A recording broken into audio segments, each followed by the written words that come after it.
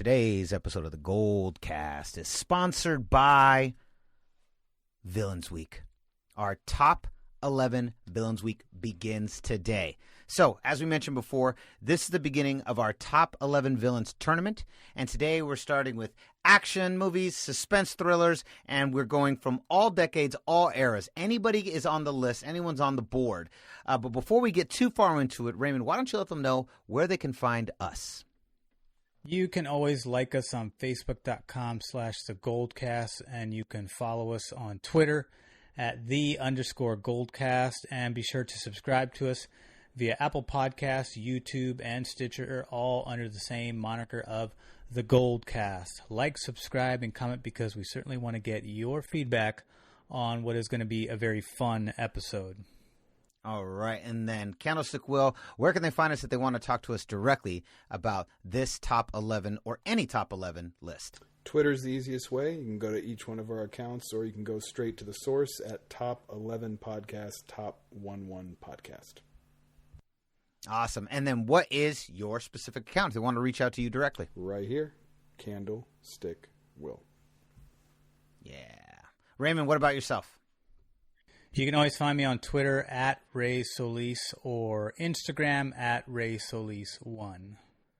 Awesome. And then you can find me on at I am Rudy 3rd. I am Rudy 3RD. All right, here we go, guys. Our Villains Week, the first round in our top 11 villains tournament. And today we're going by genre for this tournament. And today we're going action villains, action movies, suspense movies, thrillers. All those were kind of on the board, but in general, like the overarching theme is action villains from any decade. Here we go. Let's go. Let's begin. The greatest podcast intro in the game first. Let's get busy. San Francisco, are you ready? This is the GoldCast.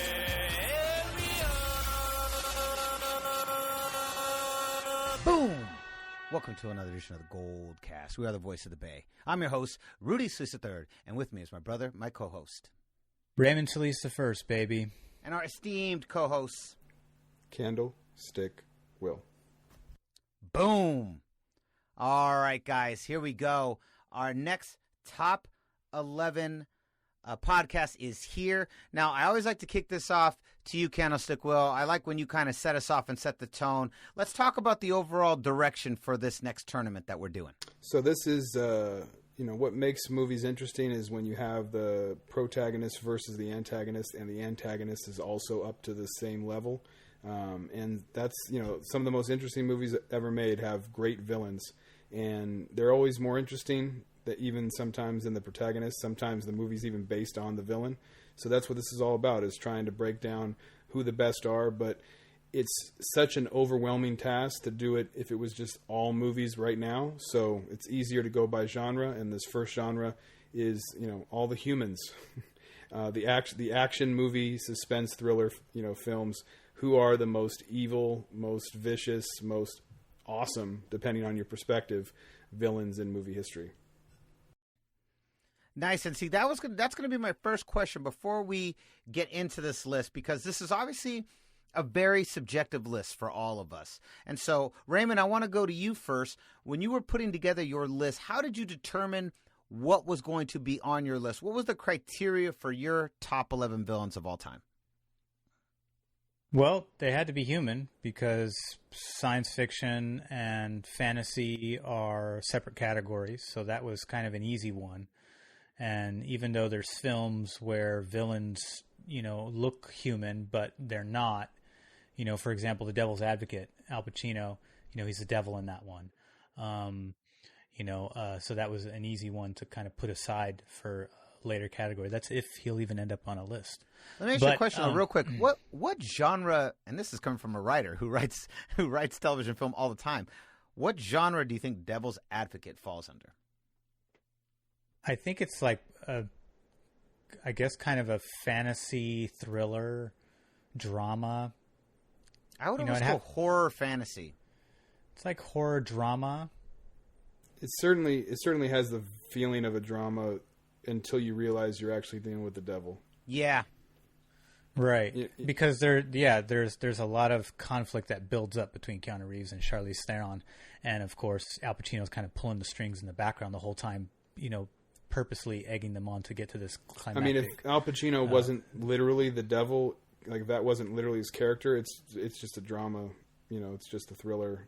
You know what I mean? Like, yeah, a drama with like some kind of corrupt boss, right? Exactly.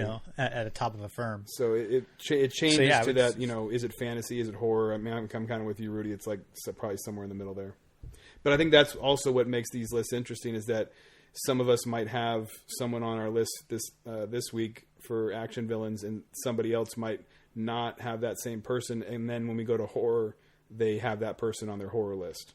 Because they think that movie is more of a horror film, so that's part of the process. Yeah, and that's cool. And Devil's Advocate is actually a really good example of a character that kind of falls in between. He could go either way, and in fact, I think even in the description of the film on IMDb, it does say drama, like horror. I don't know if it says fantasy, but the concept of the devil can definitely be looked at as a fantasy. Right. But I mean, for me, it was a human, and I kind of focused on what action films I had seen that left a lasting impression. I didn't just say, well, if you were in the 80s or 90s, then you're good. I mean, a lot of the action films I saw are in those decades, but there's plenty of really good ones between 2000 and now as well. So, but we're talking about 40 years worth of film. So. And there's more shitty films than good films. So thankfully that it wasn't, it's not like and I'm kind of picky with films too, just because, I went to film school for a little bit too. So having some of that information, that backyard baseball info does definitely play into how I judge films. And so for me, it had to be an action film that I saw. So if I didn't see it, then it's not on the list, even if it was a good action film. And it had to be, a villain that I thought made a lasting impression. And that could be in a action film where the villain's more comedic. That could be in an action film. I didn't have stringent boundaries as far as that went, subgenres. If it was an action film, but also a comedy action, then I considered it. That doesn't necessarily mean they came on my list, though. But that's how I did it. How about you, Candlestick Will? How did you go about developing your list? What was the criteria for picking your top 11 action villains of all time? I mean, I started the same way Ray did. I realized that basically it came down to, were they 100% human? Because our other categories would suggest that anyone would be considered a kind of more of a fantasy type character, that's more appropriate, the section they belong in. But then just kind of going through some of my favorite films and just kind of seeing, was the antagonist the more interesting character? Was the antagonist memorable, like Ray said? And I think ultimately that lasting impression is what it all comes down to anyway, because if you don't really remember the bad guy, then why are we talking about him? But at the same time, it's like, in some of these cases, they were the most interesting character by far in the film, and in some of the cases, they were just toe to toe with the protagonist. So, usually, in most cases, it's one of the two there, where it's either toe to toe or they actually outshined the protagonist. And but to Ray's point too, it's if I didn't see the film, then it didn't have a place on my list because it's not. To me, I don't think it's responsible to rank something you haven't seen. Yeah, I agree. I chose, for my list, I started from the 1980s on. So I basically stuck to all the movies that have taken place while I was alive that I've seen. I've never been the biggest fan of 70s film anyways, so anything pre-1980 is not going to end up on my list. I'm not super familiar with the decade, and everything I have seen, I've never been that big of a fan of. So it was that kind of helped a lot for mine. And as usual, I tried to go decade by decade, and I started first with the easiest ones. Who are the ones just off the top of my head, my favorite villains of all time, that when I just think villains in action movies, who comes to my mind? And I started with those guys. And then I started really looking at other people's lists, looking at IMDb lists, and kind of going through the decades and just seeing just full on just who played these antagonists throughout these films. And I think that's something that's really important that you talked about. That was one of my criteria. You had to be an antagonist in the movie. Like, for instance, Victor Corleone and Michael Corleone wouldn't make my list because they were technically the protagonists. Even though they were bad people, they are the heroes of the movie. And so the movie and the story is told through the protagonist's eyes. So I didn't really. The only film where a movie is oftentimes will be told through an antagonist's eyes is during like horror films. It tends to stick more to that. But that was my one thing. You couldn't be the protagonist in your movie. If you were the protagonist and we were rooting for you the whole time, then that took you off my list, my personal list. I tried to spread it out, try to make sure I got every decade into the tiers, try to have someone represented from the 2000s, from the 80s, from the 90s in all the brackets, who lists. But at the same time, I kind of do the same thing. I try to go every tier, every bracket that we have, who makes each bracket, but then have the bracket tell a logical story that peaks from 11 all the way down to 1, so that it still gets better and better as it goes along, even if I'm trying to include guys from different eras. I don't just put someone from the 2000s, let's say, into the second bracket because I need someone from the 2000s. If they don't make it, they don't make it. And in fact, I think in my middle bracket, there's no one from the 80s in the middle bracket, for instance, but I also thought what made this was easier. I thought it got harder to find. So the well of villains it's a bigger pool in the 80s and 90s, but then once superhero movies come in the 2000s, it starts to really thin out. But I thought the performances were even stronger. Like, you have a lot less one-dimensional villains, and the action movies that are good, the action movies that are actually really interesting that come out in the last 20 years in the 21st century, I find that the villains oftentimes are a lot more intriguing. So while the pool was thinner in the 21st century, I thought a lot of the performances were better, and the pool was a lot deeper in the 80s and 90s, but a lot thinner, a lot slimmer pickings. Does that make sense? Well, I think it's also the evolution of action films in general, is that audiences were attracted more to movies where the antagonist was interesting and had a more well-developed character, and it wasn't just some random bad guy that had no real connection to reality, and just happened to be the one, holding the gun, or just happened to be the one, terrorizing people. And when producers and directors and actors saw that, they wanted to pursue that more, and writers started writing more interesting characters. Mm-hmm. Yeah, it's very interesting, and I'm very, very excited to see where your guys' lists go. How are these all going to evolve? Where we're going to go? So, as usual, Raymond, we always start with you. So let's start with your first section of the list. All right, at number 11, I've got Colin Sullivan of The Departed. I've got Annie Wilkes from Misery. I've got Stansfield from The Professional. And I've got John Doe from Seven. Ooh. All right. At number 11, I have Bodhi, Patrick Swayze from Point Break. I have Castor Troy at number 10, played by both John Travolta and Nicolas Cage, which is the one of the few that the antagonist is played by one actor in the same movie, and I actually love both their performances as Castor Troy. Raymond, similar to you, but in a different spot, at number 9, Annie Wilkes, played by Kathy Bates in Misery. And at number 8, Anton Chigurh, Javier Bardem, No Country for Old Men. Well, how about you, Candlestick Will? Nice. Well, I'll just say it now. Annie Wilkes will not be on my list because I'm going to have her on a different list. Got it. So for number 11, I have Howard Payne from Speed. Number 10, I have Hans Beckert from the movie M from 1931. It's an amazing film. Number 9, Anton from No Country for Old Men. And then number 8, I've got a tie, same actor, John Doe from Seven, and Verbal Kint from Usual Suspects. So break it down for us, Ray. Well, I picked Colin Sullivan, played by Matt Damon in 1996, The Departed, because it's one of my favorite Scorsese films. I like all of Scorsese, but I just really like when he goes into the organized crime genre. And Colin Sullivan was just a villain I couldn't stand the entire film because I was rooting for Leo, and Colin Sullivan just seemed to always have he was the golden boy out of that crew that was working with Jack Nicholson's character, and I was so pissed because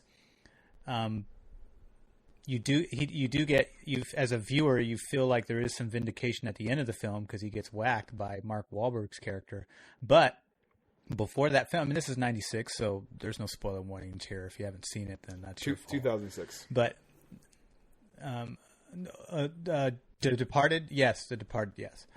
But I mean, but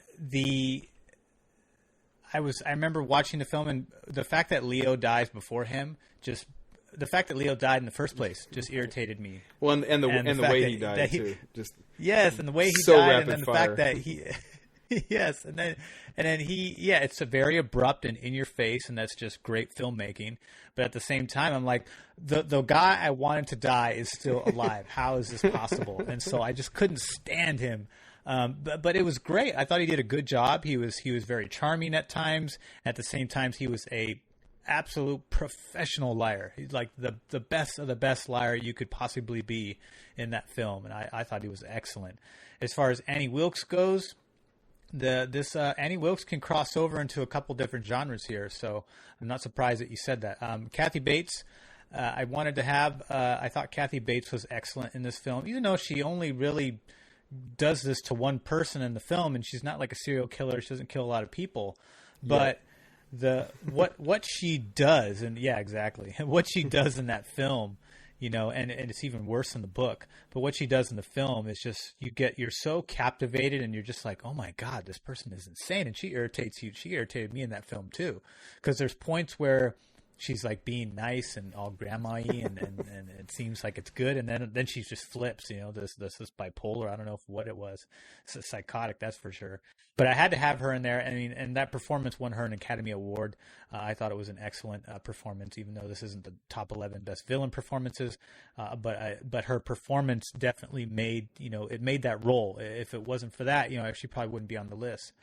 And then I have Stansfield, Gary Oldman. Gary Oldman is one of my favorite actors. He's in my top 10 favorite actors of all time. I've watched almost every single film he's done. And Stansfield in The Professional is just a piece of shit. He's like a Colin Sullivan, only he's not working with organized crime, but he's just corrupt, and he just doesn't give a shit, and he kills a family in the very beginning of the film. He doesn't kill the son. One of the other guys blindly shoots and kills the 4-year-old boy, but he kills the daughter, the mother, and the father. And I was just like, dang. And it was just like, and he doesn't even think twice about it. He shoots the daughter in the hallway. He shoots the mother in the bathtub. That was great shots too of all those kills. And he just doesn't care. He almost killed something so loose, screwed his head, just like there must have been a progression to this, because he obviously did the right things to become a DEA agent and to be a high-ranking agent at that. But then for him to be who he is by the time we get to him as the viewer, it's like, what the hell happened to this guy? There's plenty of movies out there where the police are just super corrupt from jump. So yeah, becoming a DEA agent doesn't necessarily mean he lived a clean life at any point. Right. And I mean, even in I'm saying, I mean, if you've seen Serpico, it's like that's what police. That's what the police are like. That's a great one too. Yeah, and even in the beginning of the film, there's an old lady asking, "What's going on? What's going on?" And he said, "Go back inside." And then he shoots a warning shot at like an 80-year-old woman in a hallway before he goes. This is after he's capped a family, mind you. He's just sitting outside smoking a cigarette. It's just like a psychotic character, and he does that weird. I love the character. Bits that Gary Oldman added to the role, where he does like the weird twitchy thing when he swallows the pill. He looks up above and does this weird twitchy thing. He has these weird looks in his eyes all the time. He's always sweating, so he's clearly on drugs. And then John Doe, Kevin Spacey. What more can you say about Seven? Not Kevin Spacey the person, but John Doe the character, the villain. An excellent villain in an excellent film. I love psychological. I believe this is David Fincher film, if I'm not mistaken. And David Fincher this is his bread and butter. Outside of Alien 3, like this is the only type of film that he sticks to. And Alien 3 was his first film too. And that film actually looks good now, juxtaposed to the aliens that we've gotten since then. But that's another podcast for another day where we'll talk about the shittiness of the Alien franchise. But John Doe, Kevin Spacey, amazing performance, and that was 1995 with a very young Brad Pitt. I love how impatient and kind of a whiny bitch he is in that film. But John Doe is really amazing. Just the cool calmness and the intelligence. It just really kind of you're just trying to figure him out, and you just can't figure him out. You know, I didn't figure that film out. The big twist. And sure enough, I believe he ends up, even though he dies the way he wanted to. He completes the whole journey for him, and that's the part that kind of irritates you as a viewer. You're like, damn, he won, but he didn't. You know, he's dead, so he's not going to kill any more people. But he got to complete his whole arc of serial murders that he was trying to accomplish. Well, and how many times does the bad guy get to win in a movie? You know, and you know, it's like, well, I'll get to mine in a second, but in both of those roles that Kevin Spacey played in '95, you know, as John Doe and Verbal Kint, he wins. He's the bad guy. The bad guy wins at the end, and it's two of the most incredible endings of films we've ever seen. And part of it's because of how rare that is. It's funny that you say that too, because as we're sitting here talking about it, I'm now realizing that Kevin Spacey has been a part of two of those films that throw you for a loop at the end, back when that was not a big trendy thing to do. What about you, Rudy? So, as I mentioned before, I started with Bodhi, Patrick Swayze, Point Break. Point Break is one of those action movies that it's part guilty pleasure, part awesome action movie, part like over the top, part super dramatic. I mean, it's a melting pot of a lot of different things, and I think it's a really good film. Bodhi is he's one of those villains that you kind of want to punch in the mouth, and you kind of want him to be your best friend at the same time. And Patrick Swayze, he brings, and he does this with every character he's ever brought. He always brought this vulnerability to guys, and he was able to make characters very tough, but also just seem really emotional and like really grounded in a way. And he's like this hippie like villain who not only is he's breaking the law, but he also sees like he has this spiritual, esoteric sense about surfing and about the kind of bohemian lifestyle that they live, which is juxtaposed with like straight up robbing and willing to murder if need be. And the juxtaposition of these two dichotomies makes for just a really fascinating villain. And he plays it so earnestly. You believe him so much. And it really comes down to the performance for me. And I just love this character. I love this movie. It's that the ending scene when they're jumping out of the plane is insane. Yeah, he did his own stunts. Yeah, he did. The chase through all the houses. He throws the dog at Keanu Reeves. Oh, that's my favorite part. I love that part. When he finally asks him to go, he wants to go on that one last wave, and that's how he's going to go out, which is very dramatic. Just a really good film. And I really love Patrick Swayze. And I was like, you know what? I wanted to put him in my number 11 spot because I just thought he deserved to be on the list of top 11 action villains of all time. At number 10, Castor Troy from Face Off, John Travolta and Nicolas Cage. I love Face Off. Face Off is so ridiculous. But action movies themselves are pretty ridiculous in the 80s and 90s. Essentially, John Woo movies tend to get ridiculous too. Yeah, I was going to say, wasn't that a John Woo movie? He loves that exaggerated action.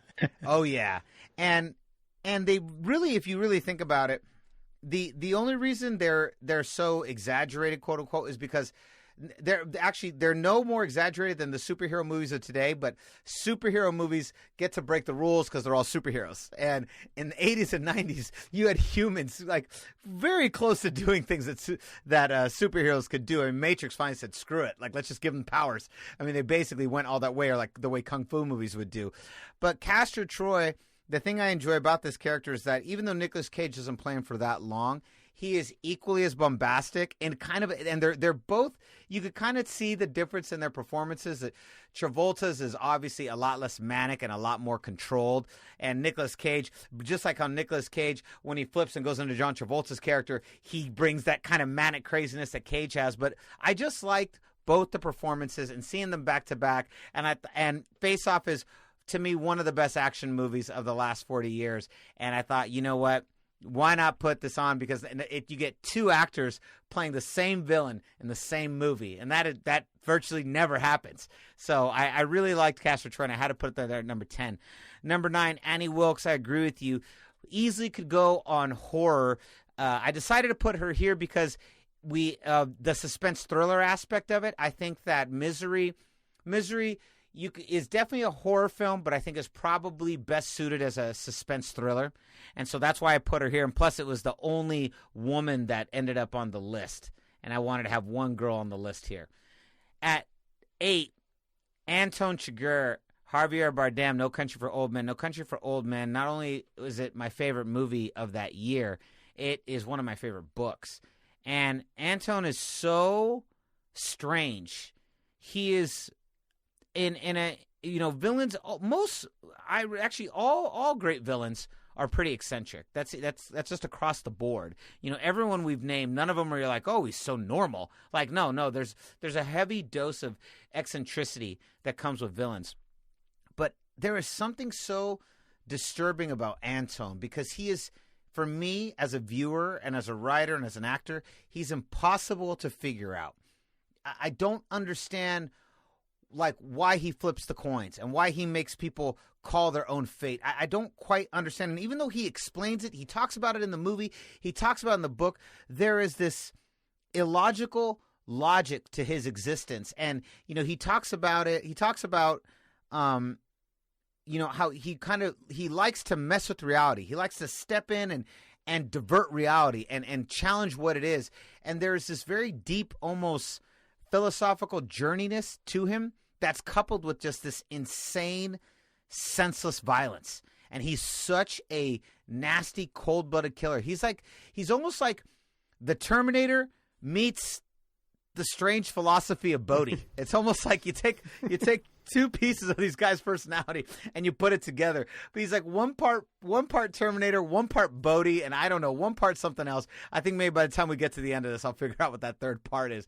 But he's a mix of a couple different things, and I find him so unsettling because he is also almost completely devoid of a personality. He is so cold, and I think that's the thing that I found to be completely fascinating about the performance. Emotionless, like a Terminator. Like a Terminator, man. Like, he's just so terrifying. And it's coupled with the fact that he is so good at his job.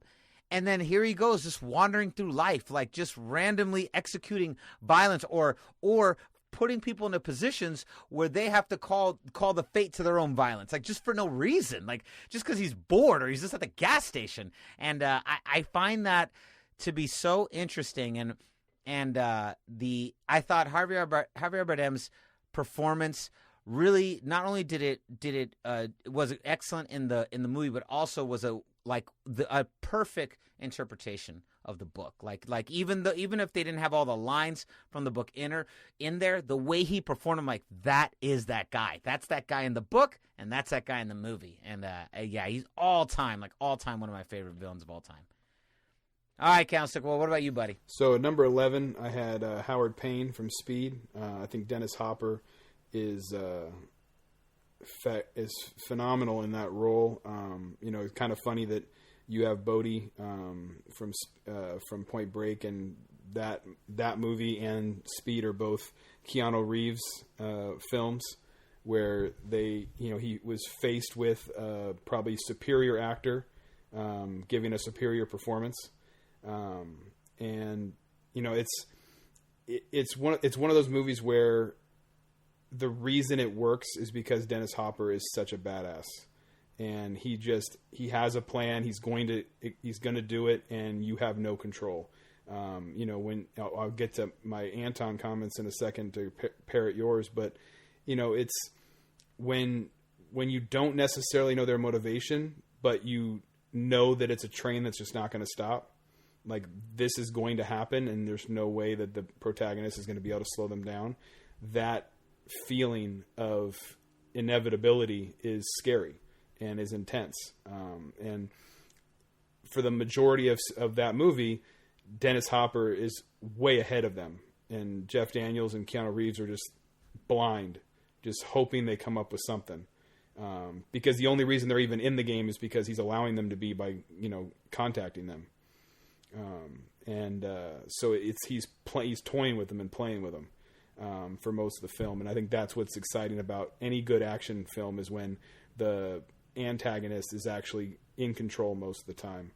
Number 10 is a throwback to one of the first great films ever made, the movie M. There's a man out there, murdering children. So it's like literally the most horrible thing you could ever possibly imagine. So this entire town is just completely freaked because every kid, every parent is completely freaked out that there's this like serial murderer on the loose that's going after kids. And this guy, Hans Beckert, is like essentially a pedophile, but he's a murderer. He doesn't do anything to the kids. He just kills them. But it's this philosophy that, not philosophy, but it's this psychological malfunction that he has, where he sees a kid and his instinct is to kill them. In the same way that a rapist or a pedophile, they see someone and their instinct is to attack them. And what's incredible about the movie is it's one of the most incredible scenes I've ever seen, ever filmed, where once they finally capture him, and the whole town wants to basically hang him off a tree or send him to the guillotine. And he's pleading with them. He's like, I don't want to do this. It's something inside my head that's just making me do this. I don't want to do this. But it's literally the most frightening character I've ever seen created, that you have this character. And then the fact that they gave him depth by the end of the film, and you're actually sitting there going, maybe we shouldn't kill this guy. And this whole time you're like, this is literally the number one guy I would want killed for any kind of movie. That like that's his resume. He deserves to die. Like, I think that's one of the funny things when you were talking about being upset that Leonardo DiCaprio died first. Our morality goes out the window in these kind of movies. Like, we don't have a normal train of thought with films. It's like, okay, this is an action movie. Okay, who's gonna die in what order, and how are they gonna die? Okay, that was a cool death. Like, that's not how real people think in real life. But in this film, you have maybe the worst possible offender we've ever seen on film, and then by the end you're questioning whether or not how you should treat this guy, because they make him human, and it's just remarkable. So it was the main reason for putting it on the list, was really just to shout out the brilliance of the film. Number 9, I have Anton as well. I think the main thing, to kind of go what you were saying, it's that illusion of control. You flip a coin, you give that person that sense of, okay, well, I have a chance to have some control of this, and in reality you don't, because if you flip it and you say heads and it's heads, he can just ask you to flip again.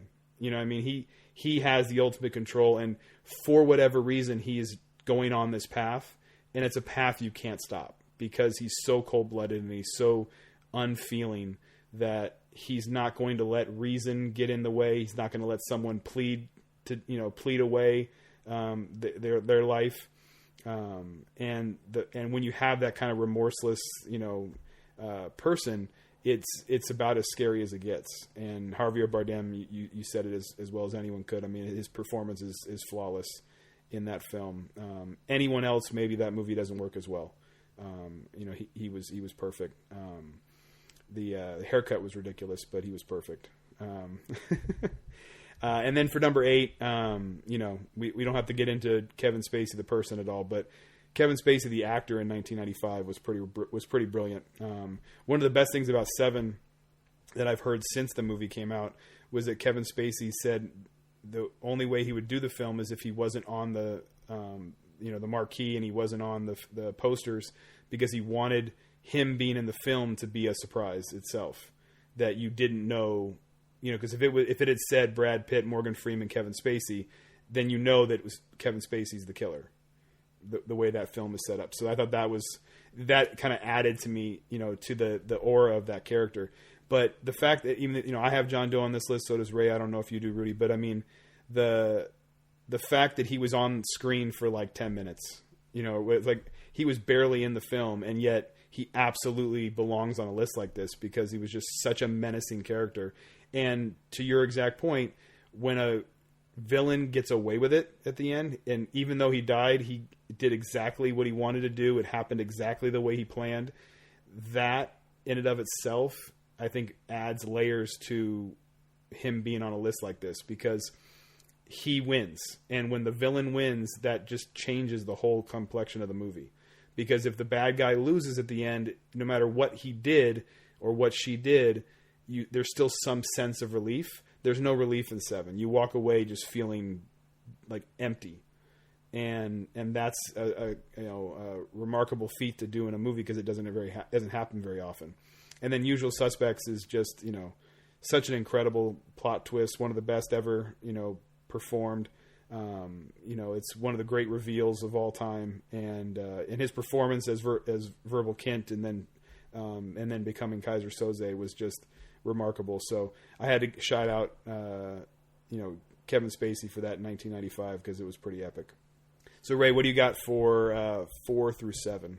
So at number 7, I've got O-Ren Ishii, played by Lucy Liu, Kill Bill Volume 1 in 2003.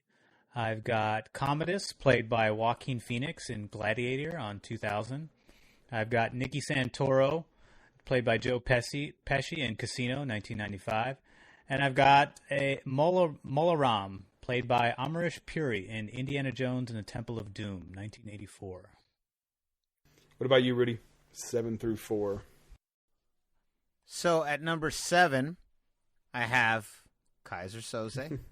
Kevin Spacey, The Usual Suspects. I have Nicky Santoro, Joe Pesci from Casino.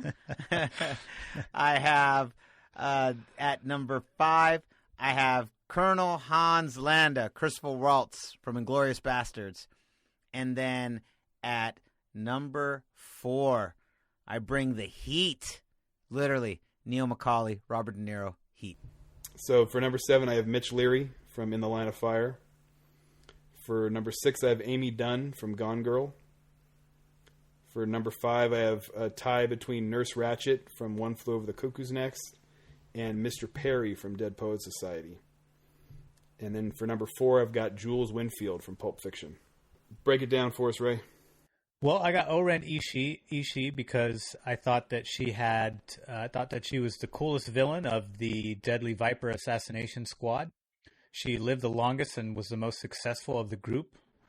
A lot of good villains in that movie, too. If you actually go through the chronological order of how she actually killed them, she gets to O-Ren much later than she does the other ones. But the way it falls in the timeline is different. She had the coolest backstory of all of the assassins in that movie. That was the one that was it was all in animation. It was all animated by the same artist who did some of the short films in the Animatrix. It was a really cool art style. And I thought that for her to be able to work her way up in the Japanese Yakuza as a half American, which bothered the shit out of obviously one of the bosses, for her to do that and to have command a small army around her and become this huge crime lord boss from orphan to assassin to crime boss. I thought it was pretty impressive, and I was really I thought the whole build up to that fight was pretty awesome because the bride had to get through so many different bosses. You could even Gogo Yubari was pretty darn cool too as a villain, but she didn't really. She kind of had I thought that fight was cool too, but I really like the dramatic exchange between the bride and O-Ren Ishii because that there's this history that exists there. There's a fondness and a respect for one another during the fight that's clearly captured. There's almost remorse from Ishii's side, and there's almost a little bit of not hesitancy, but like there's this kind of faint reluctance from the bride too, because she's killing someone that she used to be very tight with. They were assassins, but they were tight assassins. These people were close. That's indicative that plays out throughout the film, especially with the female characters, with the exception of Ellie Driver's character. But they're all of the cinematography and the fight sequences there are amazing, and I just thought that she was one of the most amazing female villains I'd ever seen, and I was not expecting it to play out the way it did, and I thought Lucy Liu did a fantastic job. I haven't watched a lot of Lucy Liu. It's not someone I follow. Some of the films that she's in, like Charlie's Angels, or I know now she does the Sherlock Holmes series. I don't follow that stuff. But that film, that character stood out to me and left a lasting impression and kind of fell right into, the criteria that I have for action villains. And she's definitely one that sticks out to me. Commodus, Joaquin Phoenix. This was the first film I had ever seen starring Joaquin Phoenix, even though he had been acting since he was a kid. But I hadn't seen a Phoenix since River Phoenix. And now here it comes on the scene in this Ridley Scott epic, with Russell Crowe at the height of his powers and Joaquin Phoenix just starting the beginning of his career into and doing amazing roles. And this is a extremely, I love the mythology behind these characters and the history behind these characters, because they are just evil. He kills his dad early in the film. You just know he's a piece of shit, just because it's like the thirst for power is so strong. It's like blood means nothing to these people throughout the Greek mythology. It's like nope, doesn't matter. I will kill anyone and anybody to get to the throne. And he's so just weaselly too. Yeah, so and he's got this weird incestual flirtation that he has with his sister, and he even threatened. He subtly threatens to kill her son, his nephew, if she doesn't comply with him in certain times. It's just sick. He's sick in the head, and the makeup they do to make him it's dark around his eyes, and it's like he's sweating the whole time. And again, this is another villain that pisses me off, because he poisoned. He cheaps the fight. He cheapens the fight with the poisoned dagger and still gets one over on Russell Crowe's character, and you're rooting for him the whole time. It's like, damn, even though he's going to get it by that same blade, he still got that jab in before it could end, and Russell Crowe has to die at the end in this tragedy. And and these are. They're very Shakespearean, the way those types of films play out with that mythology. And again, it was irritating to watch that, because it's like, man, he still gets it. And so that's what I loved about that character. Nicky Santoro, this is pretty obvious to me. Nicky Santoro was the toughest son of a bitch in that film. Ace Rothstein was just, his best friend from childhood. Robert De Niro took a back seat in the toughness in this particular film, as opposed to, Goodfellas when he was Jimmy Conway. I thought Nicky Santoro, the opening scene where he stabs the guy in the pen, the fact that he's just got this vulgar, I'll break you in a second if you cross me, and he's not like the sloppy hothead that he is in Goodfellas. He's still a hothead, but he's much more intelligent and a bit more there's more intent behind that intensity when he loses his top. He's a smart crook, and he's a good crook, and that's why they bring him in the first place, because he's so good and he's crazy, but he just doesn't give a shit. And that's what I love about him. He's just like, man, you love every scene that he's in, because Joe Pesci obviously just brings that awesome, vulgar, crass flair that he always brings to those characters. And I just thought Nicky Santoro was so damn tough in that film, and it was just, again, memorable. And then Molla Rom from Indiana Jones, he could almost border into some other categories here, but this film is technically labeled as an action adventure. There is no fantasy there, although he does have some fanciful kind of elements to his character. But this goes back to all the way to my childhood. When I saw this character, I mimicked the heart ripping out thing on Rudy. I mimicked it on our cousins. It was a torture element that I used on family. because it was so ingrained in my memory. As far as like this villain was just I was like, this guy is crazy. He can rip hearts out of people. This guy's insane. How's Indiana Jones going to get out of this one? First it was Nazis. Now you got a guy who enslaves children, who lives in a world where they eat all kinds of nasty things. He lives in a cave, has some magic stone, practices some kind of crazy voodoo where they sacrifice people, where he takes their heart, dumps them into lava, and then holds the heart up to his followers.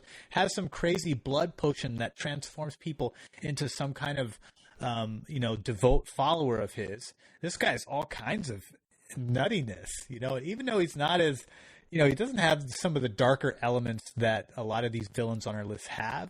Like this he's had such a historical impression on my memory as far as villains are concerned. When I thought of villains, he was one of the first that I thought of of my top 5, which is why he ended up at number 4, just because there's so many things about this character that I just remember like the back of my hand, because I've seen that film a billion times because I just loved it so much. And I thought to me, up to that point, that was the craziest, most gory thing I had seen at that time.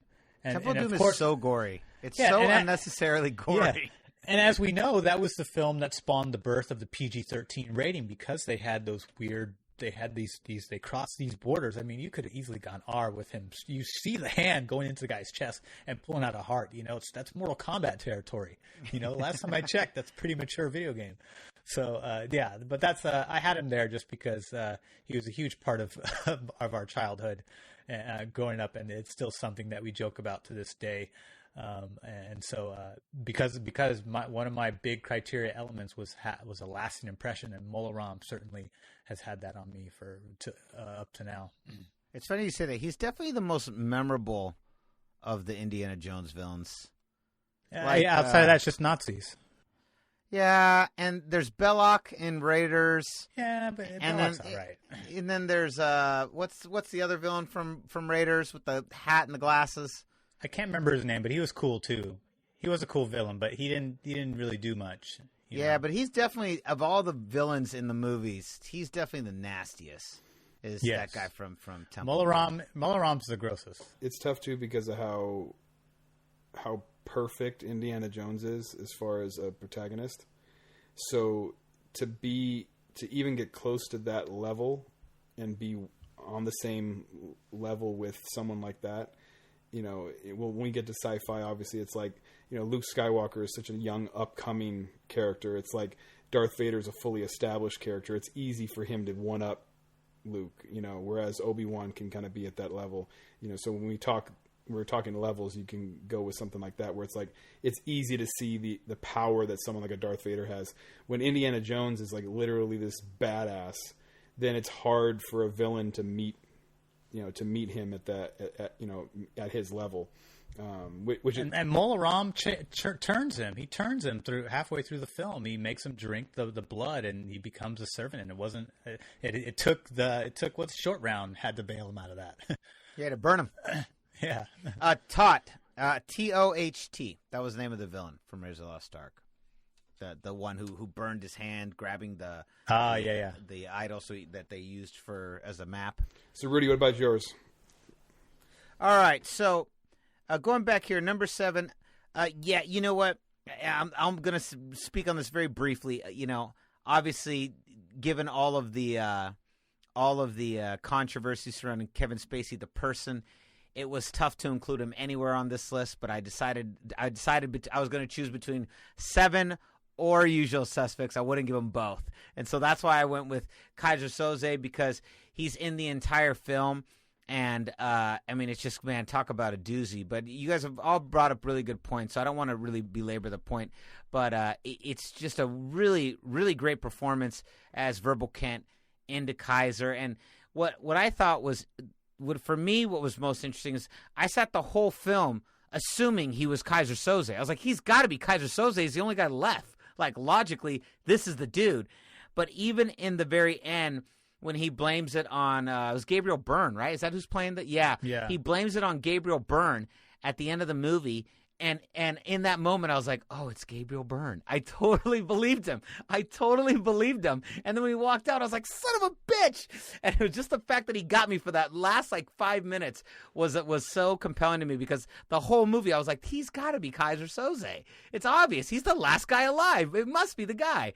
But he was so good in his performance that even at the very end, even when I believed him to be him the whole time, he convinced me that it was Gabriel Byrne. He still fooled me at the end of it, and I thought it was still a really good performance. Performance alone, I think Kevin Spacey. It's not surprising to me that he ends up on anyone's list, because he has played some excellent villains on screen. Very good at villains. Number 6, Nicky Santoro, Joe Pesci, Casino. Raymond, kind of like you were saying, there is a much more calculated approach to the villain in Casino.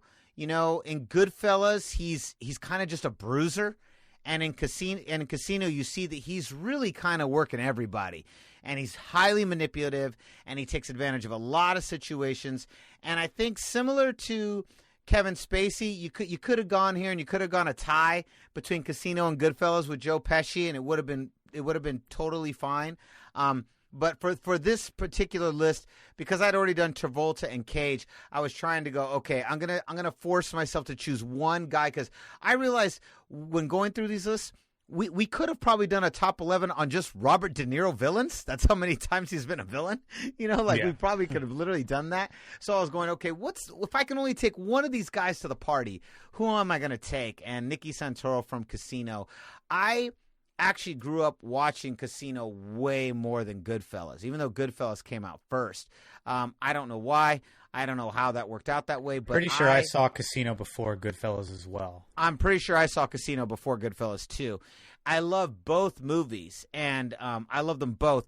The thing that I think is really fun is that Goodfellas, if you look at Scorsese, Goodfellas is kind of his Godfather 1, and the Casino's his Godfather 2. Well, let me take kind of the same concept, but let's expand it. Let's make it bigger. Let's make it more extravagant. Let's really play around with what we were only experimenting with in Goodfellas.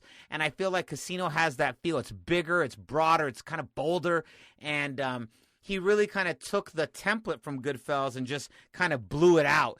And I kind of feel like he was showing off a little bit in a good way. And I think that this Nicky Santoro character for Joe Pesci, I like him even more than who? What's his name in Goodfellas? I can't believe I'm running a blank on it. He's like Tommy something. Yeah, in Goodfellas, and Tommy DeVito, right? Yeah, Tommy right. DeVito. Right? That's it. Tommy DeVito. At number 5, Colonel Hans Landa, Christopher Waltz in Inglourious Bastards. I found this character to be absolutely so unsettling, and I think, looking into the 2010s to 2020, there wasn't really anybody that stood out. This is aside from an honorable mention, this is the closest in action villains that I put on here. He is just so unsettling. He's so disturbing. His charm is. He has this false charm that he is only delivering to intimidate you and manipulate you and interrogate you, but he's doing it with a smile the whole time. And even going down to that opening scene where he pulls out that pipe, and his pipe is 10 times bigger than the father's pipe, and it's just everything with him is a game. And he's thought of every single aspect of what he's going to do, and it's always an interrogation. Everyone's a suspect, and everybody's an enemy. And he's so dangerous, and I think this performance is absolutely brilliant, and is probably the best action villain of the last 20 years for me. And then at number 4, Neil Mccauley, Robert De Niro from Heat. As I mentioned before, you could do a top 11 of just Robert De Niro. You could have put so many different guys here. The thing I like about Heat. It's who he is also in juxtaposition to everyone else in this movie. You got Al Pacino, Michael Mann as director. This movie has influenced so many films, and the thing I like about him here, there's my two favorite villains favorite villain of all time is the villain who thinks he's a good guy. Magneto is like he's my all-time favorite comic book villain is Magneto. I think he's the most interesting villain because he thinks he's the good guy and he thinks that humans are the bad guys.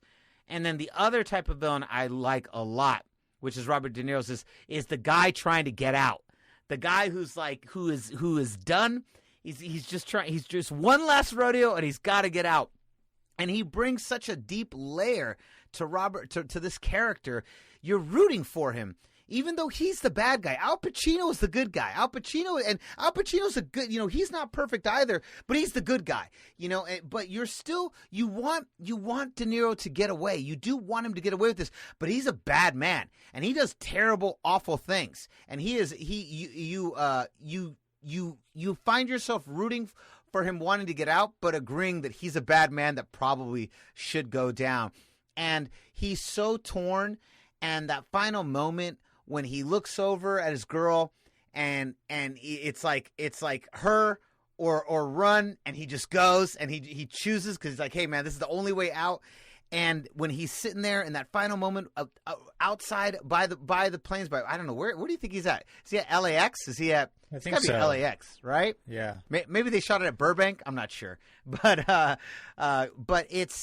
he just brings so much nuance and so many layers to that character. It was tough. There's so many great Robert De Niro villains, but I just wanted to go with Heat because it's probably his most vulnerable. I would say the second would maybe be his character from Casino as being very vulnerable, but there was a vulnerability to him coupled with a very intense level of violence and just a hair trigger, no questions asked. He will drop you as quick as he has to, and he ends up his whole rules. Where he talks about how never keep anything that you're not willing to completely walk away from in a second. But it's that breaking of that rule is what really does him in the end, and it's just a very nuanced character. And yeah, he breaks it and then goes back to it in the same time too. Like he goes back to get the girl, but then when they're at the hospital because he decides to go and get revenge, and then he comes back out to join her. Then it's like that phrase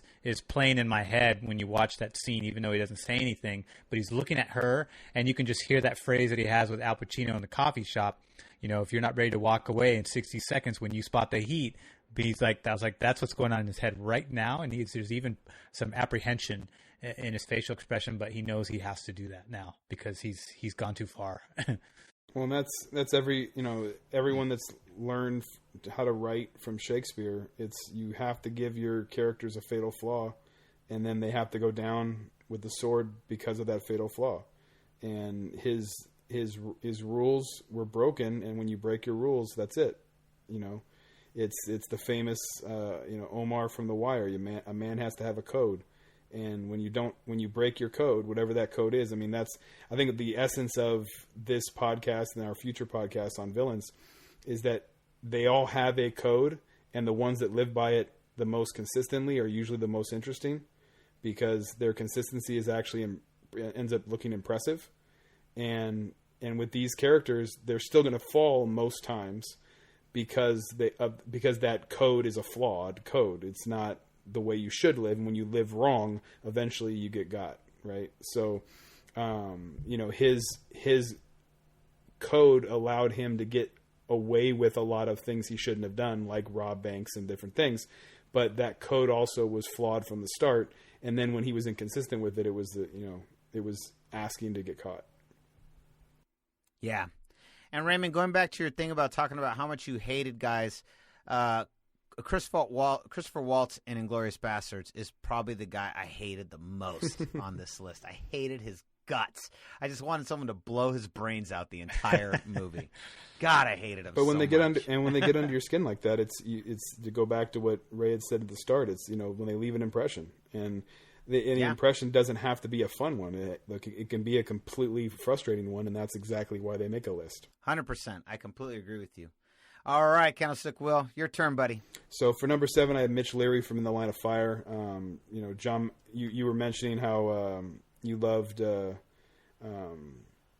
performances in Professional because just of the actor himself. John Malkovich is such an amazing actor, and to me, when you have an amazing actor completely 100% buy in to being the villain, it can be pretty extraordinary. And Malkovich is obviously a really, incredible character.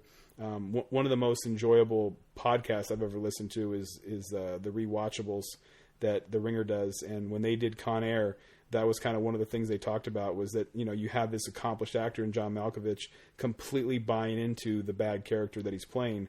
It makes it work. He was great in that movie. I don't like Con Air very much, but I think John Malkovich is excellent as Cyrus the Virus. Well, and so you have this ridiculous premise with a bunch of top flight actors, really, and it makes that ridiculous premise enjoyable and entertaining, even if it's ridiculous or even if it's way too over the top. But then to go to a movie like In the Line of Fire, he's so damn evil in that movie, and he's so calculated in what he's going to do and how he's going to do it. And again, similar to some other other people we've had on these lists, the only reason that John Doe gets caught is because he walks into the police station. The only reason Mitch Leary got caught is because he kept insisting on calling Clint Eastwood throughout the film and keeping him in the game because he wanted to play a game. And it's like, that's to me sometimes the most diabolical, most incredible villains are the ones that they're so damn good that they actually have to use their ego and their arrogance and their intelligence is actually what ends up doing them in, because they're keeping you in the game, as is one of the things he kept saying in that film. Number 6, I have Amy Dunne from Gone Girl. Might be one of the most incredible characters I've ever seen on film, especially recently. It's such a powerful role. Rosamund Pike is just incredible, is just maybe the most evil woman ever filmed. Another David Fincher. I mean, he knows how to make just sickening characters interesting. Love David Fincher. And that movie is, insanely underrated, I think. It's just an absolutely incredible film. And her role is just, it's one, again, I've used this word already in this podcast once, but I think her role is just completely flawless. I mean, I think that was the best performance I saw from a female actress that year, period. And then from a villain standpoint, she was as strong a villain as I've ever seen. One of our favorites, Shea Serrano from The Ringer, had a villains podcast, and he did a whole episode dedicated to Amy Dunne. And I was already on board with that character before that show, and then when you listen to it, you're like, "Yep, she's absolutely one of the worst there's ever been." So she had to make my list. At number 5, I have Nurse Ratched from One Flew Over the Cuckoo's Nest, and then Mr. Perry from Dead Poets Society, who is essentially the Nurse Ratched in Dead Poets Society. And one of the most interesting things I ever found out, later in life, was that Dead Poets Society is One Flew Over the Cuckoo's Nest. It's basically the exact same film. The way that the way the kids are in that movie is the way the prisoners are, or the prisoners, the patients are in the mental hospital. Robin Williams and Jack Nicholson are the same character, and so Mr. Perry is Nurse Ratched. He's the one that's not letting Neil be free and not letting him be the one that he wants to be. And Chief and Ethan Hawke are the same character, who never speak up and never say anything until the very, very end. So even just the realization that those two films are the same, those two books are the same, was incredible to me. But it made me realize just why I hated Mr. Perry so much, because that might be the worst father in movie history. Like, he was just such a horrible human being, and the way he treated his son was like, oh my God. And then when he kills himself and he blames the teacher, it's like, fuck you. Like, and then the fact that he had to, that, Robin Williams has to sit on the knife, that Jack Nicholson, dies basically, goes into a coma in that film. It's like, it's the same thing, right? And so it's that same unbelievable frustration that this guy who was trying to bring life into these people's lives, gets destroyed. And so that character is one of the most diabolical characters in movie history. And then for number 4, absolute all-timer, Samuel L. Jackson as Jules Winfield in Pulp Fiction. One of the most quotable scenes of all time. One of the most just evil, vicious, just cold-blooded, badass motherfucker scenes you've ever seen in film history, when he's in that apartment and he's giving that speech and he's just, kills a dude without even talking to him. And then it's like, what, did I break your concentration? Every line in that scene, that movie, he's great in that movie. That scene by itself puts him on my list. That is one of the most incredible villain scenes I've ever seen. And Samuel L. Jackson was perfectly cast in that part. That was absolutely where he was supposed to be in his career in that moment. And he hit that out of the park with a 600-foot bomb over everything. And it's one of the most memorable performances of all time. So what do you got, Ray, for any honorable mention? Yes, actually, my honorable mention list is almost as long as my actual list, just because there's so many guys. This is in no particular order, but I've got Buffalo Bill, a.k.a. Jamie Gumb, played by Ted Levine in Silence of the Lambs, 1991. I've got Patrick Swayze as Bodhi in Point Break, 1991. He was actually on my list, but I pulled him off because I thought some other guys belonged there, although that is a really cool villain. I've got Chong Li, played by Bolo Young from Bloodsport in 1988. I've got Cohagen, played by Ronnie Cox, Total Recall, 1990. The guy that won't give people air. You don't consider that's a sci-fi movie? He might show up on a different list for He's me. in a sci-fi film, but he's not that kind of villain to me. I guess he could fall. Total Recall is a science fiction film. I've got Bricktop, played by Alan Ford in Snatch, 2001. Love that one. Amazing lines in that film. I've got Ellie Driver, played by Daryl Hannah, Kill Bill Volume 1 and 2. I've got Neil McCauley, played by Robert De Niro in Heat, 1995, one of my favorite films of all time. I've got The Butcher, played by Daniel Day-Lewis, Gangs of New York, 2002. I've also got Waingro, played by Kevin Gage in Heat, 1995. I thought he was an equally impressionable villain in that film. He's the one that kind of screws up that whole thing for all of those guys. And then I've got Anton Chigurh, played by Javier Bardem in No Country for Old Men, 2007. All right, Rudy, what about you? All right, so at number 5, Howard Payne, played by Dennis Hopper for Speed. At number 4, Vincent, played by Tom Cruise in Collateral. At number 3, The Butcher, Daniel Day-Lewis, Gangs of New York. At number 2, Stansfield, Gary Oldman, The Professional. And at number 1, Johnny, William Zabka, Karate Kid, and Cobra Kai. My number 1. Yes. John Kreese was on my list, but I pulled him off. I pulled John off. He is like when you were a little kid, he was the villain. You wanted to be him and you wanted to fight him at the same time. Yeah. He was the kid villain. When you were a little kid, he was your kid villain because you're like you knew there was a Johnny in every school. There's a Johnny in every one of your classes, and you were like there was always that Johnny. And it's not even so much his performance, but it was just I think it's like what he represents for all children raised in the 80s. It's funny, too, because he's kind of the focal point in the Karate Kid series that's on YouTube. Yeah, Cobra Kai. The story really revolves around him. Cobra Kai. Mm-hmm. Yeah, those are my 5. He actually had a more impressive arc in that film than Ralph Macchio did, being able to come over afterwards and give him the trophy and say he was sorry. Like that, he actually had more of an impressive arc in that film. Realizing realizing his coach was an asshole. Yep. What about for you? So I have some shouts out. I love your guys' nominations, by the way. Those were the honorable mention lists are badass, and I have a lot of the same ones. Baby Jane Hudson from Whatever Happened to Baby Jane. Betty Davis is an all-timer for villains. Mr. Potter from It's a Wonderful Life. That guy was evil as hell. I don't know. This is one of Spielberg's first ever films. It was actually a TV movie, but the truck from Duel was just absolutely just incredible. Alex Forrest from Fatal Attraction, one of the most evil women of all time. Shout out to Nino Brown from New Jack City. I also had Chong Li from Bloodsport.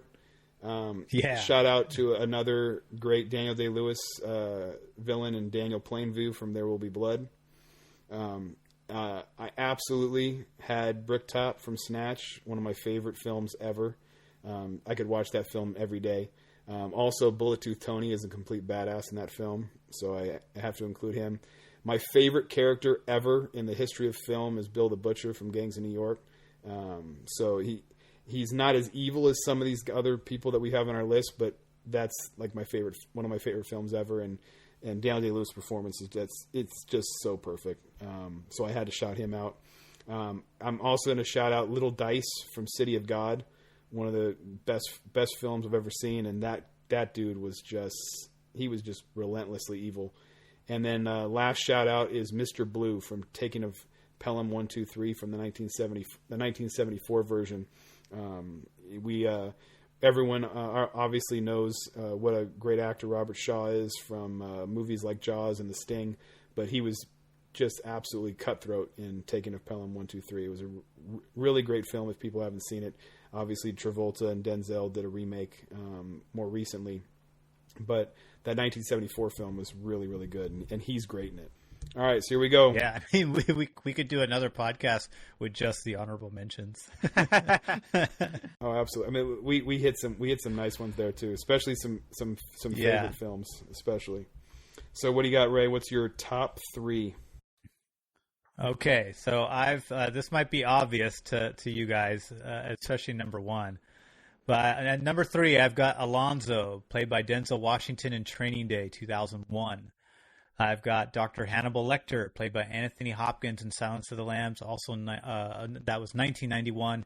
And at number 1, I've got the very obvious Hans Gruber, played by the late, great Alan Rickman in Die Hard 1987, which is my personal all-time favorite action. All right, Rudy, what about you? Well, I might have the same exact list in a completely different order. At number 3, Hans Gruber, played by Alan Rickman, Die Hard, 1987. At number 2, Alonzo, played by Denzel Washington, Training Day. And at number 1, Dr. Hannibal Lecter, Anthony Hopkins, Silence of the Lambs, Hannibal, and Red Dragon. That's insane. I don't know if we've ever had that before. No. The exact same top 3, but just all flipped around. We had we had talks about how it was difficult to come up with the latter half of my list, but we didn't give any indication as to what the 3 would be. Yeah, that was good. All right, your turn, Will. So I'll start this off by I love Denzel Washington. I've seen every film he's ever made. He's not on my list. I do love Training Day, but he didn't make my list. But number 3, Hans Gruber from Die Hard. Yes, a tie. Number 2, Hannibal Lecter from Silence of the Lambs. And number 1, Michael Corleone from Godfather Part 2. Man, we were close. We were so close. All right, so Ray, why did you pick the same ones we picked? Alonzo was just the coolest crooked cop in Training Day. You were more captivated by Alonzo than you were Ethan Hawke. Although Ethan Hawke is a great actor and he's a great character in that film, but you're just all about Alonzo in this film. He has all the best lines. He delivers all the best lines. He creates all of the intrigue around what's happening with the cops, why they're doing what they're doing. You're totally there's times those ethics, but then at the same time he comes back with this convincing argument to justify those bent ethics that he just displayed in front of you to make you think, okay, maybe he isn't so bad. Maybe, I guess that's a good reason for him to steal that money. And so you're constantly kind of thrown back and forth. Is he a bad guy or is he a good guy? He's a cop that just kind of bends the rules, but all these other cops seem to follow him and respect him a lot too. So I guess he's on the up and up. And then it isn't until the very end that at least for me in my decision to the third act, when I finally figured out, okay, this guy's just a straight up crooked ass cop. But up to that point, up to the third act, I was on board with him. I was like, all right, you got to be a cop. You just got to get some dirt on you. That's all this is, Ethan Hawke. You got to buck up and stop being a little pansy and start to, start to embrace the new cop detective life that you so badly wanted to be a part of. And so, but Alonzo eventually flips the table, and you almost kind of didn't want to see him die, but at the same time, you're just like, he kind of goes. I mean, Denzel Washington was a good guy up to this point, and every film I had seen him in, I don't think he's played a bad guy up to that film. I could be wrong, but at least every film I saw Denzel Washington play, he was always the good guy. So I was completely, that was a twist within a twist of itself, just as far as my perception of Denzel Washington as an actor and what characters he usually portrays. So I thought that was an awesome role for him to take, and not his usual route. Definitely out of what is clearly his comfort zone is to be the good guy. That's what he's always been cast as. So I thought that was awesome. Anthony Hopkins, what more can you say about Anthony Hopkins, the actor, but also more so Dr. Hannibal Lecter, who is even more menacing and scary than Buffalo Bill, the killer they're actually trying to pursue, and they're trying to get information from a killer who's already captured. But you're more scared of him behind that plate glass than you are of Buffalo Bill. Even though Buffalo Bill's really scary, Ted Levine does a terrific job. Ted Levine was also in Heat. He was one of the cops in Heat too, by the way. But he also, I mean, Hannibal Lecter just steals the show. He steals it from Jodie Foster. He steals it from Ted Levine. You're just like, and eventually, he actually becomes the main villain of that film at the very end. When he escapes, and I thought that was just a brilliant pacing in that film, a brilliant build up to what that film is, and the character and even in the other films, even though I don't like the other films as much as I enjoyed Silence of the Lambs, even though they've got some great moments in them too, you get to see a little bit of some slightly different shades of Hannibal Lecter, where he's kind of less, he's being that less like, there's less conversations of him showing his intelligence and kind of him doing these weird sort of riddles to Jodie Foster's character, and it's just more him kind of, just see him in action and seeing all the crazy things that he can do to people, because he's just insanely intelligent, but also insanely insane. Right. So, but Lecter is just I can watch that character whenever that film's on. I'll turn it on no matter what point it is in the film, just because I'm like, oh, I can't wait to get to the Hannibal Lecter scenes, because those are my favorite scenes in the film. And then Hans Gruber, Alan Rickman is one of my favorite actors of all time. I put him right up there with Gary Oldman, and Hans Gruber. I thought this was just, to me, Die Hard is one of the greatest action films of all time, because it was like, to me, I saw John McClane, Bruce Willis, as just a normal ass dude. He wasn't an Arnold Schwarzenegger. He wasn't a Sylvester Stallone. He wasn't super ripped. He was just a normal guy from L.A. that was in New York, or was it the reverse? From New York and L.A. He's from New York in L.A. That's right. And he was up against Alan Rickman, who's just intelligent, this extremely intelligent guy, very witty, very funny. He's very funny in that film. Alan Rickman, I actually enjoy every character he's ever played, whether it was Harry Potter or Hans Gruber, or even in Love Actually, the cheating husband in Love Actually. I thought he was funny in that film too. But Hans Gruber is just, I enjoy the Hans Gruber scenes more than I do. I would say it's a two-way tie, because Bruce Willis does a terrific job with all the John McClane scenes. There's some awesome scenes there, but at the same time, Hans Gruber steals every scene that he's in. Even when he comes face to face with John McClane and he tries to trick him by flipping his accent a little bit, it's just amazing. But I'm going to stop there, because I don't want to take away all of the cool memories of my Hans Gruber experiences, since we have all got Hans Gruber on our list. But yeah, I had to put Hans Gruber at number one. When we first thought of this list, he's the first guy that came to my head. Yeah, absolutely. What about you, Rudy? So I have him at 3. He was the first guy that came to my head too. All three of these guys kind of representing different eras: 80s, 90s, and then the double O's.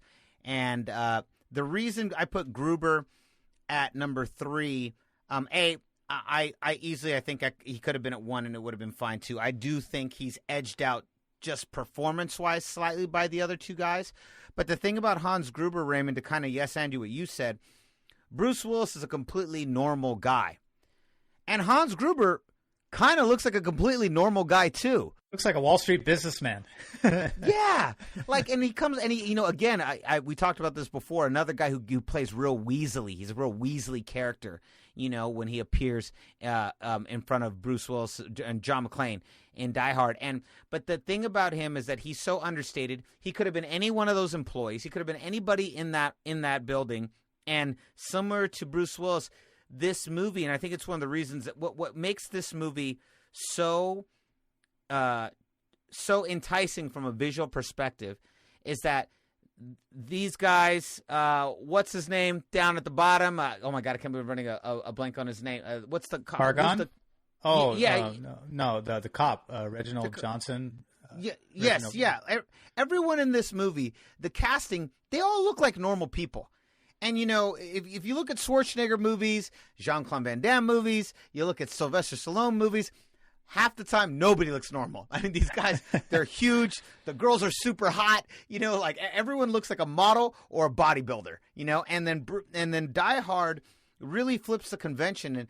And the casting is actually a much more modern approach to casting where it's like every one of these people looks like normal people. And the thing about Hans Gruber is, aside from him being so menacing, is he looks completely normal, and he's the perfect mirror image to Bruce Willis's John McClane. And I think that's what makes it really work and why he's so appealing.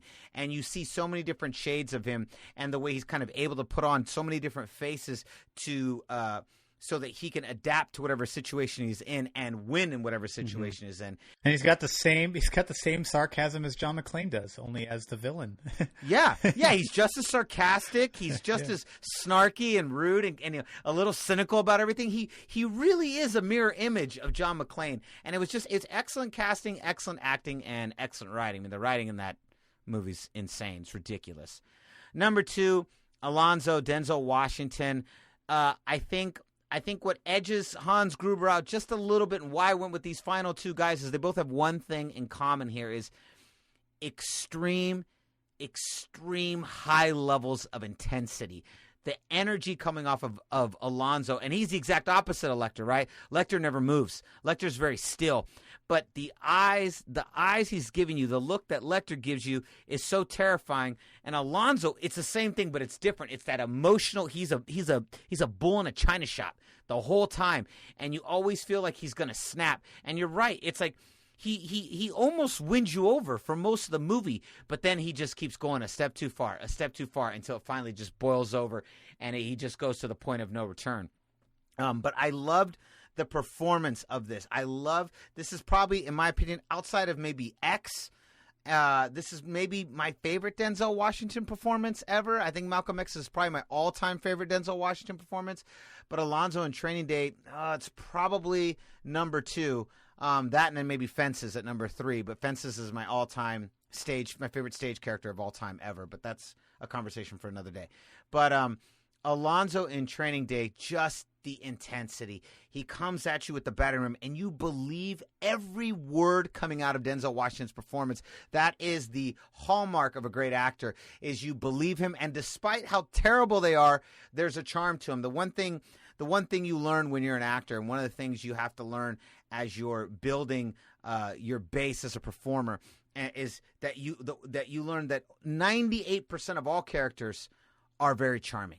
There's very few characters, no matter how awful they are. I would say one of the big exceptions is probably Buffalo Bill from Silence of the Lambs. He's one of the few characters, and he's a character that you'll often hear be brought up in acting classes, that there is a charm to virtually every character that's ever been invented, even the ugliest, worst ones. And the best and hardest thing to do as a performer is to still engage and make people want to go down this journey with you, even when they hate your guts, and they think you're the worst person ever. And I think Denzel's ability to convince you that he's right, even though when he is just he's just an evil fuck who has just allowed his superiority and this position to just take him to places, to these delusions of grandeur that have completely corrupted him as a person. But he convinces you as an audience member that he might be right, and still, even as he's going further and further and further, you kind of just want him to pull back, but you still kind of want to see what he's going to do. And it's I think that if I was going to go performance versus performance, and it was kind of the thing, it was like, I think I like Die Hard overall as a movie. I think the overall structure of the movie and in totality, I like it more than Training Day. But if I'm just going performance versus performance, Alonzo edges out Hans Gruber by just a couple hairs there. And then Hannibal Lecter at number 1. I think he's probably the greatest action villain of all time. I think Wow. I don't disagree with any of your guys' lists on who your final 3 are, but Anthony Hopkins in this performance, these were the 2 guys that popped into my head: Hans Gruber and Hannibal Lecter. I'm like, well, these are the 2 guys by which all action villains are judged upon. These are probably the 2 biggest guys, and I think Hannibal Lecter's performance as this character, he's in the movie for a total of 15 minutes. He only is in the movie for 15 minutes. That's all he's in the movie for. And it's spread out across this 2-hour film. He barely moves. He's smiling most of the time. And and even when he attacks, you see one bite, and then you see him hitting off camera. But that's really about it when you compare him to how much screen time Gruber gets, how much screen time Alonzo gets, how much screen time all these guys get. Compared to what Hannibal Lecter, what Anthony Hopkins is able to do with 15 minutes, smiling and barely moving. And it is in my opinion, thoroughly the most horrifying and horrifying character that isn't from a horror film. And some people have labeled Silence of the Lambs as a horror movie. I don't agree. I think it's a suspense thriller with horror elements, but I also don't believe that Die Hard's a Christmas movie. So how dare you? I don't. I don't think Hannibal. I don't think Silence of the Lambs is a horror film, but it is definitely a really intense thriller. And if you really think about it, when you compare these others, and you go, this is a character we're still talking about 30 years later, and he existed in that first film. And I would say 75% of the people that have watched Anthony Hopkins play Hannibal Lecter, they saw him in Silence of the Lambs, and they maybe saw Hannibal. It didn't seem like anybody saw Red Dragon. But the fact that he was able to create such a memorable performance out of 15 minutes, that 30 years later we're still talking about 15 minutes of film. And he's in all of our top 3s as one of the 3 greatest villains of all time. 15 minutes. That was all 15 minutes, barely moving and smiling most of the time. That is fucking crazy to me. That to me, he's a masterclass in performance acting, and I have to give it to him. But if we do this next week, I might have you exactly the same as you, Ray. Maybe Alonzo, Lecter, Gruber, all these guys. Even Michael Corleone. You can't argue with any of these guys' performances, because this is definitely, you're looking at some Hall of Famers here. So Candlestick Will, let's go to your list. Let's talk about your same guys as us. Well, I think the fascinating thing. I mean, we talked. You just brought up how little screen time Hannibal Lecter has in Silence of the Lambs. I mean, he basically is. It might be the shortest stint ever for a Best Actor. He should have won Best Supporting Actor by definition of his screen time, but he was so damn good he won Best Actor. I mean, I think that's the definition of being an incredible performance. If there were rules that they had to follow, he wouldn't even have been eligible for Best Actor because of the lack of screen time. The other thing we haven't mentioned yet, though, Hans Gruber's character, Alan Rickman, that was his very first movie. Yes. It wasn't his first acting. It wasn't his first acting performance. Obviously, he was on stage and was a very accomplished stage actor, which is why they saw him, thought, oh, that would be a great great person for this role. But the fact that you have Die Hard is forever underrated because so many films for the rest of time will base their plot around what Die Hard did. That they want to have a normal protagonist be in the action film. They want to have an intelligent, antagonist go head to head with them. And add humor, add action, add suspense, and do all the things that all good films do, and do it all together, and put everyone in a life or death situation where it's, you know, 1 versus 1, even though they both might have teams of people. It's really just 1 versus 1, right? And, you know, FBI is over here and his crew's over here. It's really just who's going to win between John McClane and Hans Gruber. And ever since that film, people are trying to write the next John McClane and the next Hans Gruber in their film. And so to me, the template that Die Hard created is what makes that such an underrated film. And, you know, when we first talked about this category, you know, I think we all kind of looked at it, well, Hans Gruber's got to be number 1, right? And then as I started making my list, I was like, well, if Hannibal Lecter is going to be in this genre, Hannibal Lecter is incredible. It's hard for me to justify, just because how much I love Hans Gruber, putting Hans Gruber above Hannibal Lecter. And then for the same rationale, once I decided Godfather was going to make my list, Michael Corleone has his brother killed. Like, Michael Corleone is the most ruthless character in the history of film, by definition of who he kills and why, and how relentlessly he kills them. And to me, when you start looking at the film, I mean, it's an interesting top 3 for me, because you have a guy in his first ever role, and it's like an action comedy. Then you have this borderline horror, you know, crime drama suspense thriller film where he's in for like 10 minutes. And then you have Godfather 2, which is Al Pacino, one of the greatest actors to ever live, playing the role for the second film.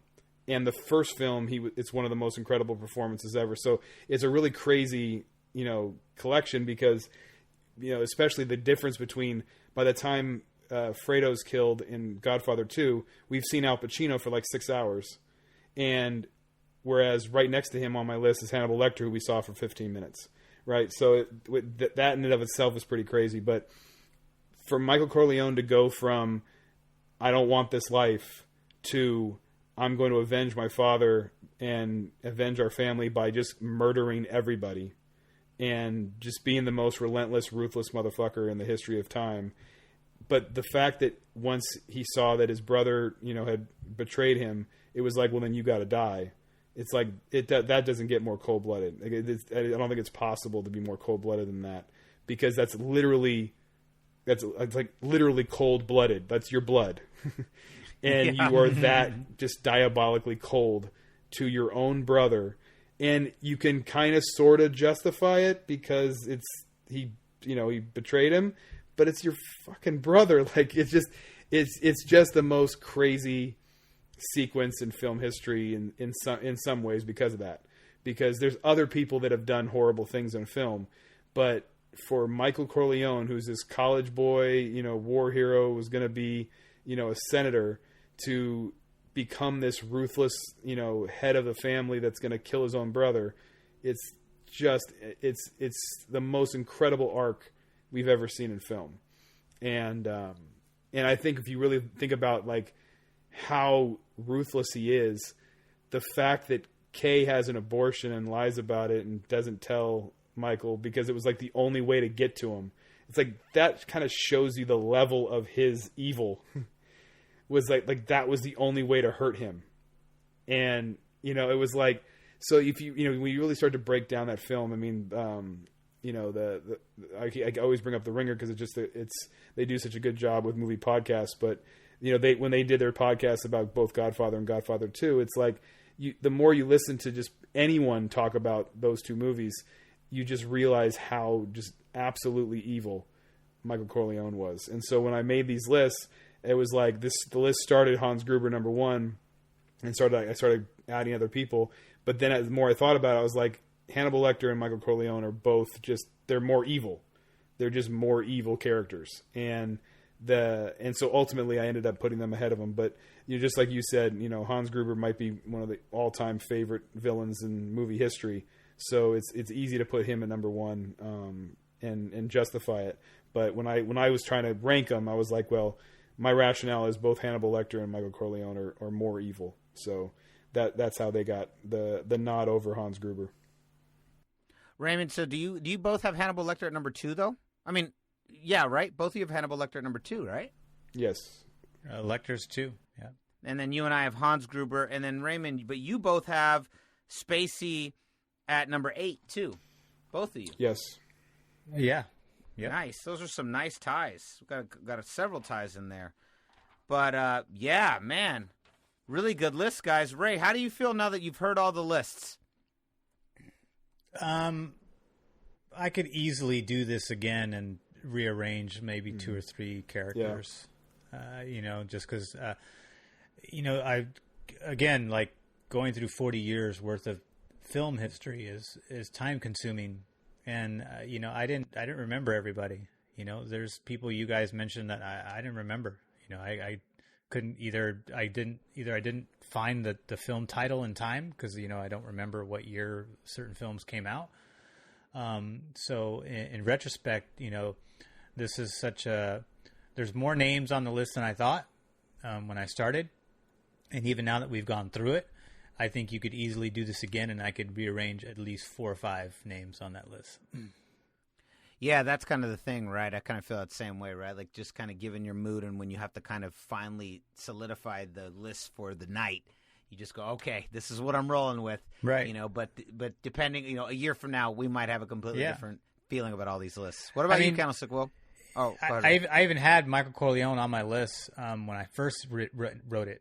But then when I settled, when I kind of settled in a little bit more on the list, I pulled him off and put Hans Gruber at number 1. Michael Corleone was my number 1 at first because I thought, well, it's pretty crazy diabolical character, but I really like Hans Gruber more. I was like, I have more fond memories, even though I love both the first 2 Godfathers. But I didn't want to bleed too much into the 70s because I didn't have an extensive, I don't have a huge watch list from that era of film, just because I was born in 81. So a lot of my memories stem from the 80s, obviously, naturally. So that's why I did that. But I did consider the Corleones. I considered actually young Robert De Niro and what's his name? Marlon Brando. Oh, Marlon Brando. The reason I didn't was for what I had mentioned to you guys too. I wanted the Corleones in there, and I easily could have put them in there. But the same thing, I was like, well, they're still treated as the protagonists, even though they are villains in it. And for sure, especially if you go Michael Corleone's from where he was in part 1 to where he is at the end of part 2, it's a pretty dark road.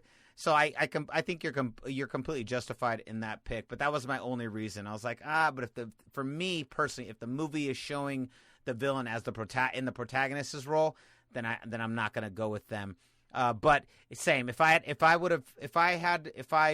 wasn't holding myself to that rule, I probably would have put Michael Corleone at number 1 or 2. Yeah, like it would have probably been identical to yours. It would have been Gruber, Lecter, Corleone. For sure. So in that rationale, you don't see Denzel as the protagonist because you see Ethan Hawke as the protagonist in that? Yeah, Ethan Hawke's the protagonist. Because, even though he was intense from jump, that's one for me that's interesting because it's like you're bought in from the very beginning and you don't know he's evil at first in that movie. Because, the first thing that came to mind when you guys both brought him up was that opening sequence in the coffee shop. Any other actor makes that scene a boring scene. Denzel makes it the most intense job interview you've ever seen, and all he is reading the newspaper. And he turns that into this, you're on edge and you're on eggshells from now for everything he says. You're like, I don't know how to respond, and it's like, but you're completely sucked in. You're like, okay, I'm going to ride with this guy because he's definitely going to teach me some things, yeah, right, definitely.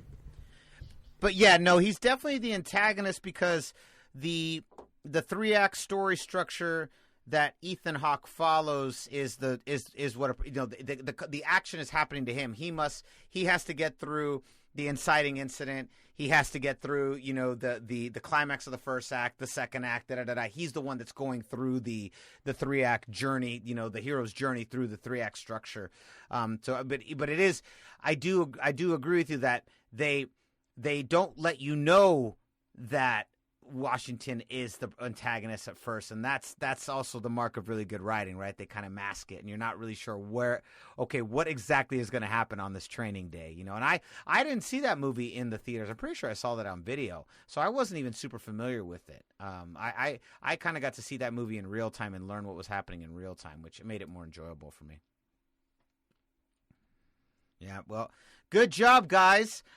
Next, Candlestick Will, let the audience know what is going to be the next round on our top 11 tournament. What's the next group of villains we're going to be competing with? So the order as I have it, and you know we can always tweak it if we need to, but I have the top 11 superhero villains on deck, and then in the hole would be the top 11 sci-fi fantasy villains, and then the fourth. The cleanup hitter would be the top 11 horror villains. Nice. Okay, so next up is top 11 superhero villains, and then that's followed up with our top 11 sci-fi villains, a.k.a. aliens, non-human villains, and then top 11 horror villains, which are half human. No one's really sure sometimes. No one's really sure where those guys fall under. Are we gonna fuse fantasy and sci-fi together? I think so. Yeah, I would think there's so many superhero movies at this point that basically anything you don't categorize as superhero would then fall under sci-fi fantasy. Yeah, I think that makes the most sense. Ultimately, it's like we got to break up Marvel and Star Wars. That's if you're not sure, it's like if it would be a Marvel film, it's superhero. If it would be a Star Wars film, it's sci-fi fantasy. Yeah, I think that's the easiest way to go about it. All right, so concludes another edition of the Top 11 Podcasts. I was going to say we're the voice of the Bay, but we're not really when we're doing Top 11 Podcasts. What are we the voice of, Candlestick Will? We're the voice of the moviegoer. Voice of the moviegoer. Right now we're the voice of the moviegoer. And I'm your host, Rudy Sleece III, and with me is my brother, my co-host. Raymond Sleece the first, baby.